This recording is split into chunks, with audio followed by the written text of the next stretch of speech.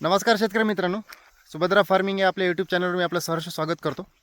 आपण आज उभे आहोत माझ्या कांद्याच्या प्लॉटवर. जसं की मी तुम्हाला सांगितलं होतं की आपला 1 एकरमध्ये कांद्याचा प्लॉट आहे. साधारणपणे 8 नोव्हेंबरला मी याची लागवड केली होती. लागवड केल्याच्या नंतर 5व्या दिवशी मी याला स्प्रिंकलरच्या सहाय्याने पाणी सोडलं होतं. त्याच्यानंतर एक 10-26 चं खत 50 किलो एकरी याला सोडलं होतं, म्हणजे टाकलं होतं. त्याच्यानंतर परत याला एकदा भिजवून घेतलं. त्याच्यानंतर एक बुरशीनाशक साफ आणि एक मायक्रोन्यूट्रिएंट मी याची ड्रिचिंग केली होती. आणि आज जवळपास आपल्या कांद्याला 40 दिवस पूर्ण झालेले आहेत. आज 18 डिसेंबर आहे. तर तुम्ही बघू शकता आता कशी झालेली आहे. एक सेकंड, तुम्ही बघू शकता मित्रांनो कांद्याची वाढ. आता याला 40 दिवस झालेले आहेत. दिवस झाल्याच्या नंतर आपल्याला आपल्याला आज ड्रीप हातरून घ्यायचं आहे. म्हणजे भविष्यामध्ये आपल्याला जर काही अन्नद्रव्य सोडायचे असतील, खत सोडायचं असेल किंवा आणि कांद्याला जर पाण्याचं नियोजन असेल तर खूप मोजकं पाणी कांद्याला द्यावं लागतं. खूप जर जास्त पाणी दिल्या गेलं किंवा खूप जर पाणी जास्त झालं कांद्याला तर कांद्याला सड लागते, कांद्याच्या पाथामध्ये पिवळापणा येतो. त्यामुळे ठिबक हे एक चांगलं सिंचन करण्याची मार्ग आहे.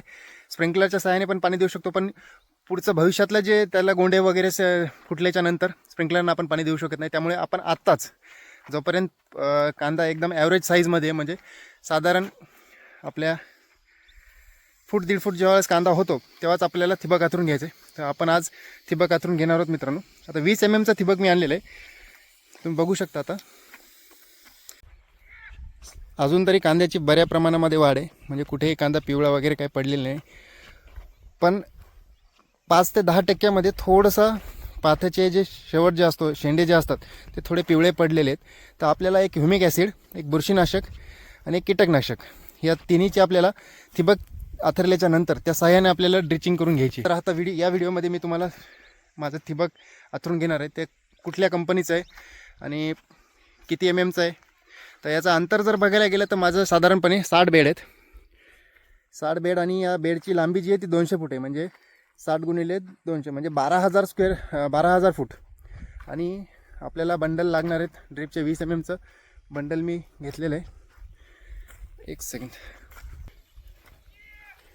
तुम्ही बघू शकता असे बंडल आपण आणलेले आहेत. 20 mmचं ठिबक आहे. आणि आपल्याला याला छड्या पण आथरून, म्हणजे 2 इंची पाईप आपण विकत आणलेला आहे. 2 इंची पाईपाला प्रत्येक सरीवर आपल्याला छद्र पाडायचं आहे. आणि 16-20चा आपण कॉक आणलेला आहे. म्हणजे त्याचं प्रेशर जे असतं ते शेवटपर्यंत चांगल्या प्रकारे आणि समान प्रेशर गेलं पाहिजे. त्यामुळे 16x20चा आपण कॉक आणलेला आहे. 16 फूट आपलं 16 mm बाय 20 mm.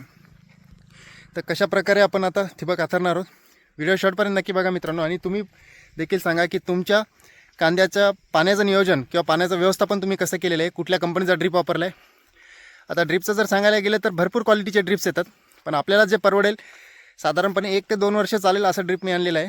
खूप जास्त महागाचं नाही आहे. तर जैन कंपनीचं जर बघायला गेलं तर 20 मिलीमीटरचा आपल्याला 2500 ते 2600 रुपयामध्ये भेटतो. पण साधारणपणे मी जो आणलेला आहे तो लोकल कंपनीचा आहे आणि 1550 रुपयाला आपल्याला एक बंडल, म्हणजे साधारणपणे जर कंपनी तर त्याचा रेकॉर्ड देते 3000 फूट असतं, पण 2800-2900 फूट आपल्याला 100% भरतं. त्यामुळे लोकल कंपनीचं ऑनलाईन 2 वर्ष तेही चालतं त्याची जर व्यवस्थित काळजी घेतली तर. मित्रांनो तुम्ही बघू शकता कांद्याची वाढ. तुम्ही जरी कांदा उत्पादक शेतकरी असाल तर मला कमेंटमध्ये सांगा की तुम्ही ठिबकचं व्यवस्थापन कसं केलेलं आहे, पाण्याचं नियोजन कसं केलेलं आहे आणि आत्तापर्यंत तुम्ही कुठले खतं टाकलेले आहेत. व्हिडिओ शॉर्टपर्यंत नक्की बघा मित्रांनो. आता आपण कशा प्रकारे ठिबक आथरणार आहोत हे व्हिडिओमध्ये मी सांगेल. मित्रांनो तुम्ही बघू शकता आपण ड्रीप आथरण्याला सुरुवात केलेली आहे. हे आपल्याकडे एक स्टँड आहे, तुम्ही बघू शकता. एक साधारण 2-2.5 फुटाचा आपल्याकडे स्टँड आहे. त्याच्यामध्ये जे एक आडवा रॉड जो दिसतोय तो आपण रॉड टाकलेला आहे. आणि ठिबकचं जे बंडल आहे त्या होलमधून तो रॉड आरपार करून आणि एक जो आपला लेबर असेल त्याला समोर याला एक छोटी काडी किंवा एक स्टिक घेऊन किंवा एक तार घेऊन त्याला बांधायचं. आणि जी आपली सरी आहे किंवा आपला जो कांदा आहे, 2 कांद्याच्या मधलं जे अंतर आहे त्याच्यामधून तो आपसूक समोर नेत राहील.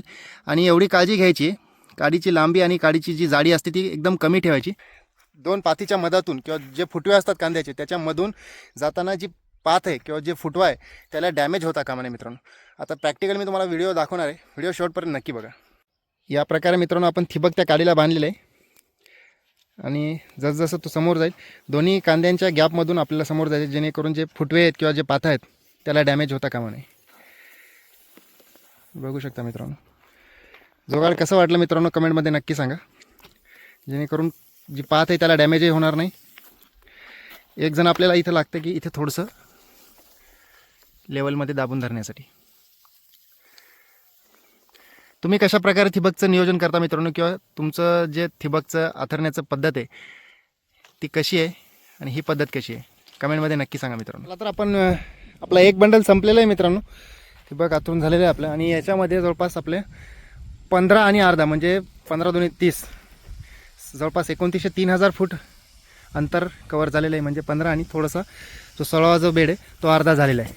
नंतर तुम्ही बघू शकता आपण 16 बेड एका बंडलमध्ये केलेले आहेत. शेवट आता अजून 1 तासामध्ये आपलं पूर्ण कवर केलं जाईल. व्हिडिओ शेवटपर्यंत नक्की बघा मित्रांनो. फायनली मित्रांनो आपलं आता सगळ्या बेडना ठिबक उतरून झालेलं आहे. आणि हे थोडंसं एका 2 बेडला पुरेल एवढंसं ठिबकचा पाईप जो आहे तो उरलेला आहे. हा ॲक्च्युली एक्स्ट्रामधला होता. ते 4 जे आपण नवीन आणले होते ते सगळे संपलेत. हे एक्स्ट्रा घरामध्ये होता. यातलं थोडंसं 2 बेडला उरेल अजून एवढं पुरलेलं आहे.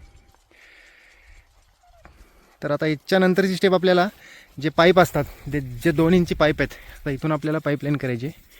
जे 2 इंची पाईप असतात त्याला आपल्याला 60 बेडचे 60 छद्र पाडून त्याला कॉक बसवायचेत.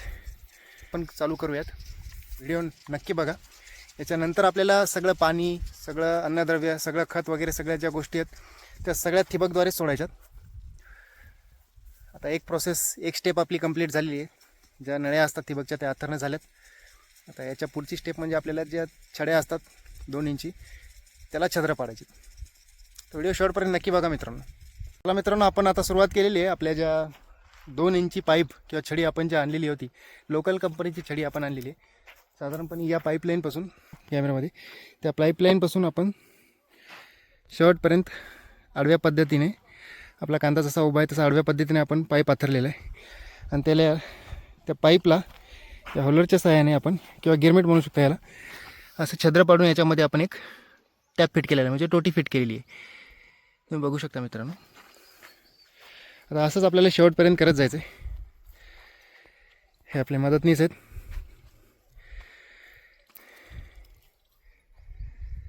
एक 1.5 तास अजून काम पुरेल आपल्याला. त्याच्यानंतर आपण उद्या सकाळपासून आपण याला पाणी सुरू करणार आहोत. पाण्यासोबत आपण याला एक ड्रिचिंग करायची. आता ड्रिचिंग कशाची करायची मी तुम्हाला उद्या व्हिडिओमध्ये सांगेल. तर असेच नवीन व्हिडिओ बघण्यासाठी चॅनलला सबस्क्राईब करा, लाईक करा आणि शेअर करा आणि चॅनलला ग्रो होण्यासाठी मदत करा मित्रांनो. आणि कमेंटमध्ये नक्की सांगा आपलं नियोजन तुम्हाला कसं वाटलं. धन्यवाद मित्रांनो. जय शिवराय.